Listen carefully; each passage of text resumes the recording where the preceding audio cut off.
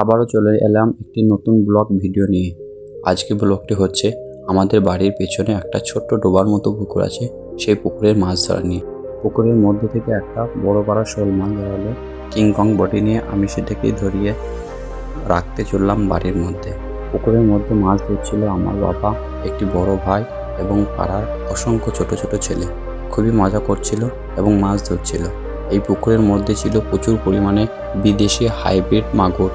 সে মাগুরগুলি বর্ষাকালে সবই উঠে গেছে। পুকুর মারার পর তাদের কোনো একটাও অস্তিত্ব দেখতে পাচ্ছি না। এখন মাছ মধ্যে পাওয়া যাচ্ছে শোল, চ্যাং এবং বিভিন্ন ধরনের কই।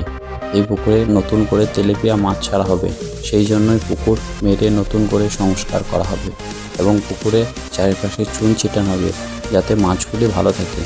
এই পুকুরটিতে দেশি মাছগুলি হয় না, এই কারণে প্রচুর পরিমাণে গাছপালা আছে।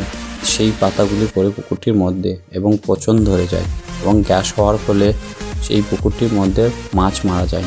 তার জন্য বিভিন্ন প্রজাতির মাছ আমরা ফেলতে পারি না। এখানে মাছ ফেলা হয় হাইব্রিড মাগুর, তেলাপিয়া, লাইলনটিকা এরকম জাতীয় মাছগুলি ফেলা হয়। এই প্রকার মাছ না ফেললে মাছ মরে যায়। এই ছোট ছোট বাচ্চাগুলি কি সুন্দর মনের আনন্দে মাছ ধরছে কাদার মধ্যে দিয়ে। এদের আনন্দটাই আলাদা।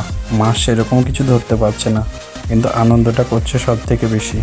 ভালো লাগছে। সব থেকে বড় কথা কি জানেন তো, আমি পুকুরে মাছ ধরতেই পারি না, প্রচণ্ড পরিমাণের ভয় লাগে।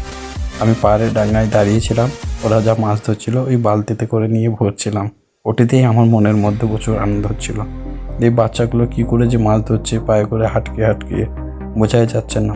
অসম্ভব সুন্দর সুন্দর করে মাছ ধরছিল, কিন্তু একটু কাঁটাওয়ালা মাছ যুক্ত হলে ওরা লাফিয়ে ধরতে যাচ্ছিল না, ভয় খাচ্ছিল। যাক, ভালোই লাগছিল, প্রচণ্ড পরিমাণের মজা হচ্ছিল।